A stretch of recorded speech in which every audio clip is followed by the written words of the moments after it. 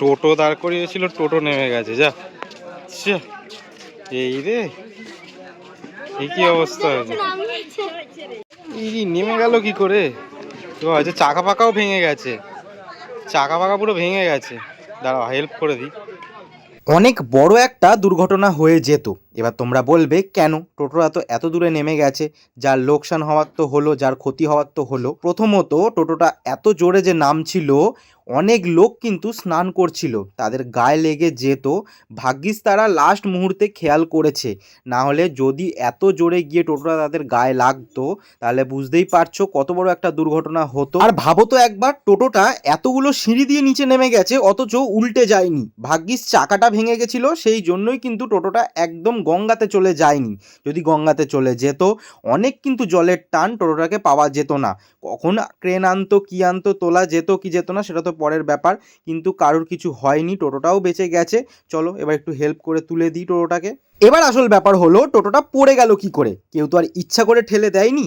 টোটোটার hand brake নেই, যে টোটো চালাচ্ছিল সে টোটোটাকে পার্ক করে একটুখানি সাইডে কোথাও গেছিল আর রেখেছিল একদম সিঁড়ির সামনে। টোটো যেহেতু হালকা গাড়ি, মনে হয় হাওয়ার জোরেই কিন্তু গড়িয়ে চলে গেছে, আর একটা সিঁড়ি নামলেই তো একদম গড়িয়ে চলে যাবে, এটাই মনে হয় ব্যাপার।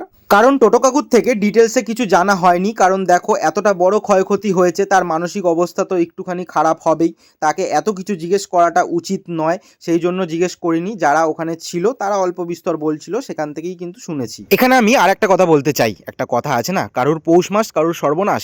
যারা দেখতে পাচ্ছ টোটোটাকে তুলে দিচ্ছে, তারা কিন্তু রাজমিস্ত্রি, মানে এখানেই কোনো ফ্ল্যাটে কাজ করছিল। যেহেতু তারা টোটোটাকে তুলে দিয়েছে, তারা নাকি আবার ডিম্যান্ড করছিল যে তাদেরকে টাকা দিতে হবে। আমি তখন বললাম কি ও একটা লোকের সাহায্য করেছো তার জন্য টাকা চাইছো তুমি? যেই বলেছি তখন আর কিছু বললো না, বলছে না না আমরা মজা করছি। ভাবো তো লোকের চিন্তাধারাটা কোথায় গিয়ে পৌঁছেছে। তুলতে পারলো, লাগলো? হ্যাঁ, কার টোটোটা কার? ওই কাকার। অনেক কষ্ট করে সবাই মিলে তুললো, যাই দিনের বেলায় বলে তাই রাতে হলে কি হতো? হ্যাঁ, বাঁশ দিয়ে বুদ্ধি করে যে তুলেছে।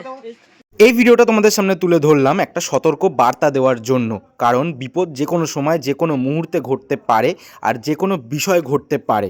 তাই সবাই যে কোনো বিষয়ে সতর্ক থেকো, ভালো থেকো, সুস্থ থেকো, আর তোমাদের মতামত অবশ্যই জানিও। টাটা।